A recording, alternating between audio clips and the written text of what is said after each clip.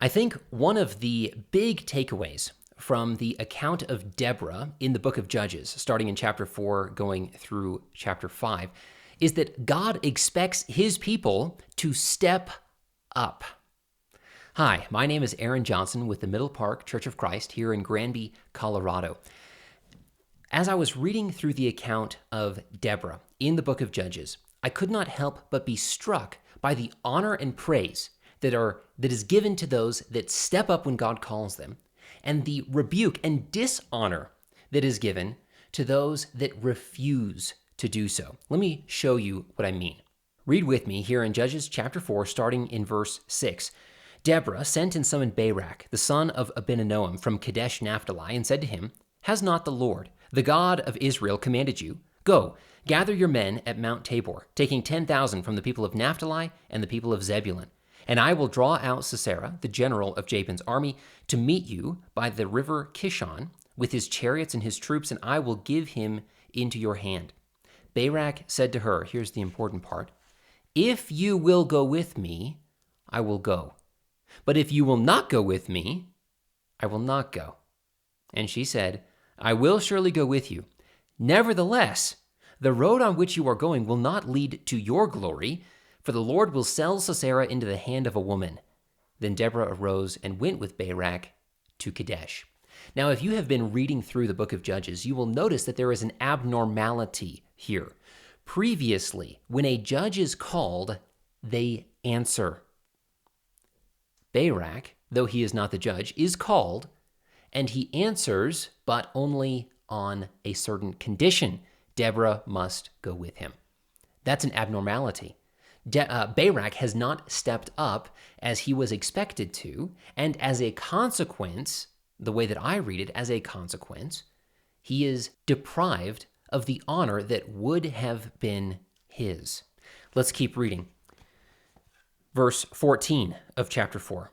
And Deborah said to Barak, "Up, for this is the day in which the Lord has given Sisera into your hand. Does not the Lord go before you?" So Barak went down to Mount Tabor with 10,000 men following him. So there, Deborah again is leading the charge when Barak was the one who was called to do so. If you continue on in the narrative, the beginning of chapter 5, verse 1, "Then sang Deborah and Barak, the son of Abinoam, on that day, that the leaders took the lead in Israel, that the people offered themselves willingly, bless the Lord." That the leaders took the lead in Israel, that they stepped up. Bless the Lord. Continue on. Chapter 5, verse 9.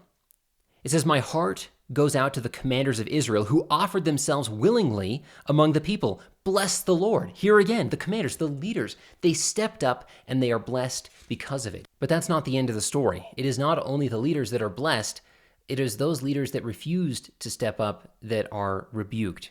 Chapter 5, verse 14. "From Ephraim, their root, they marched down into the valley, following you, Benjamin, with your kinsmen.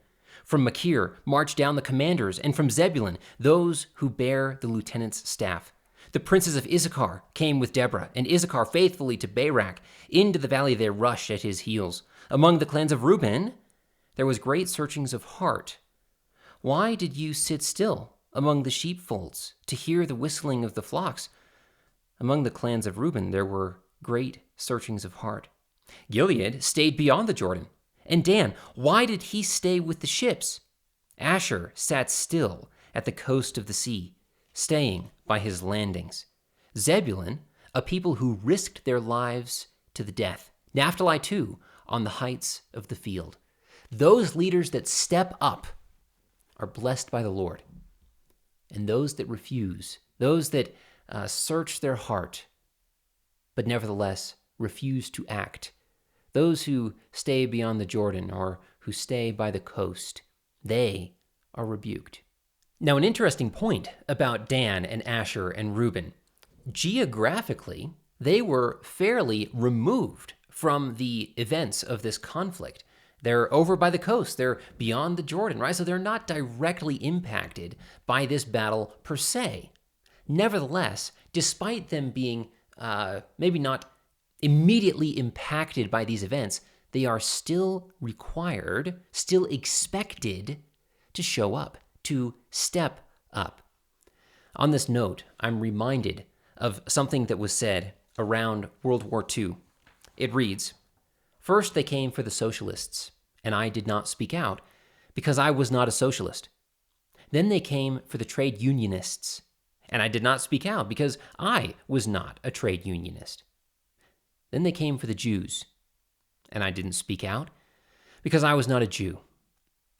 Then they came for me, and there was no one left to speak for me." God has placed on us various duties that He expects us to fulfill. There are things that God expects us to do, ways in which God expects us to step up. God expects us to spread the gospel. God expects us to contend for the faith. God expects us to love our neighbors.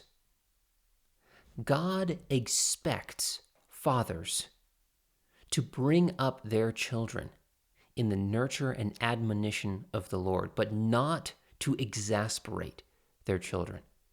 God expects wives to love their husbands. God expects children to obey their parents. I could go on and on and on. God has expectations. Will you answer the call? Or will you stay by the sea? Will you stay beyond the Jordan? Because it doesn't immediately impact you at this very moment. And so maybe you'll search your heart. It's not good enough. God expects you to step up.